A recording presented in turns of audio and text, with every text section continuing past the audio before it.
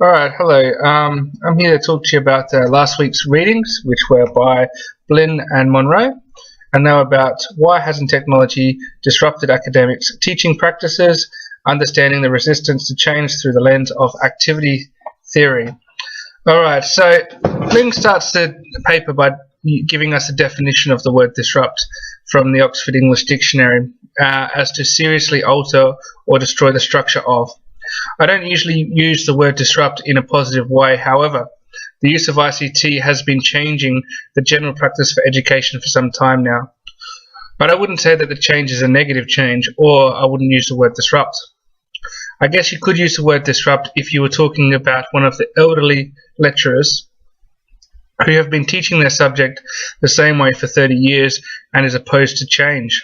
If the universities ask these lecturers to change the way they deliver their content and subject towards their students by using Moodle or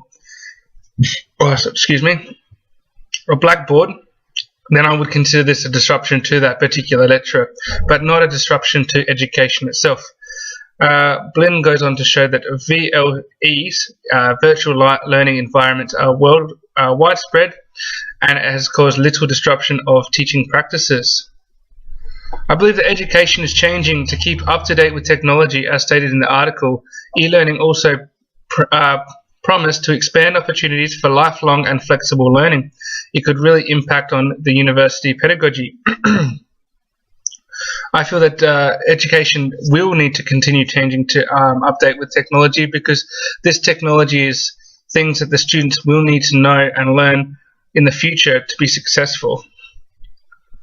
I disagree with Blin's comment of describing the use of technology in higher education as sporadic, uneven, and often low level, and it points to the growing need for the education community to account for the digital disconnect between enthusiastic rhetoric and rather more mundane reality of universities' ICT use.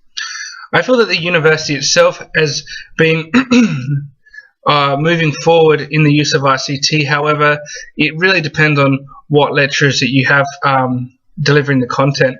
Some lecturers are very proficient in the use of ICT and have no trouble setting up a Moodle, being able to change things, recording lectures and using the information technology, communication technology without any fuss.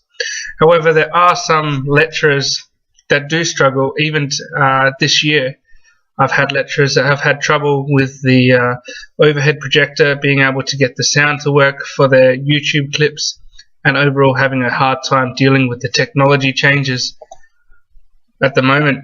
So I believe that the university itself isn't the one to blame. It's perhaps the university's professional development of the lecturers that could be improved. One of the key points was activity theory. Blin argued that activity theory is needed to design technology-rich learning environments to enhance evaluation practices of learning technology. And as Blin states, its very successful successful implementation is likely to depend on the quality of the learning activities designed for the VLE and on the integration into the curriculum.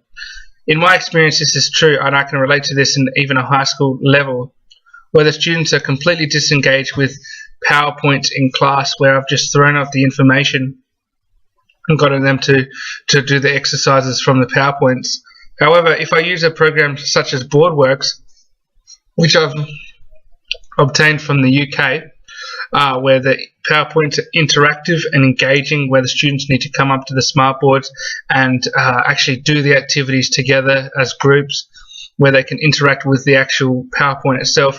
Students are a lot more engaged and excited for getting up out of the chairs up to the smartboard to have a go. I believe this is a commitment to enriching the students' learning experience.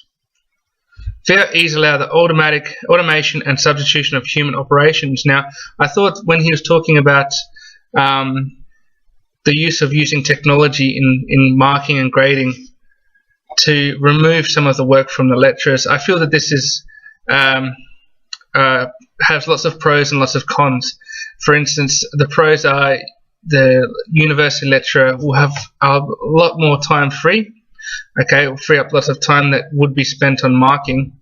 However, I don't believe that the feedback it would be as enriched as it would be if it was hand marked.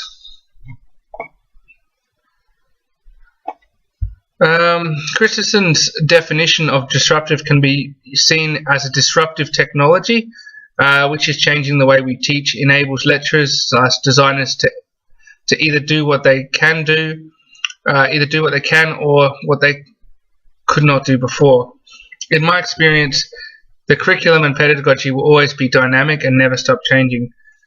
They will be changing to keep up with technology and forever changing to strive for improvement. Education practice won't improve if we teach the same things the same ways. Technology should be used as a tool in education to make it easier access to course material, easier access for forums, blogs, and discussion boards. Blin makes a point of mentioning that Moodle was strongly influenced by explicit pedagogy theory. This is something I did not know before, but it does make sense. This was designed for education, and therefore why so many higher educational institutes use Moodle, and why many secondary schools are using Moodle.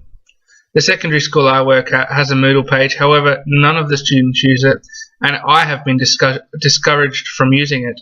I was told to put all the course material on the shared school drive. I thought this was interesting, as the school drive does not have the same flexibility that a Moodle has. Blin summarizes by bringing it back to the lecturer, and that the lack of transformational change towards the use of ICT is because of lack of appropriate competencies.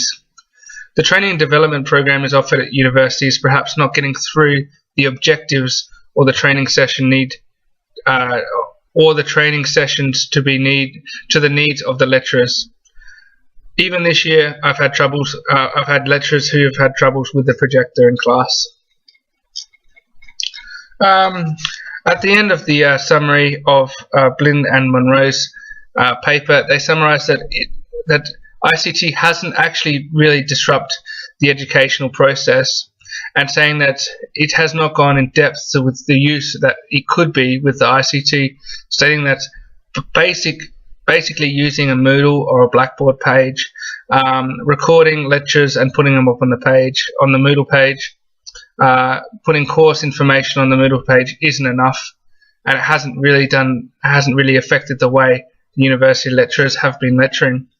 And I think this is true from my experience, that not that many courses that I've been involved in have had interactivity using the Moodle, except for, of course, this course, the ICT course that we're doing now.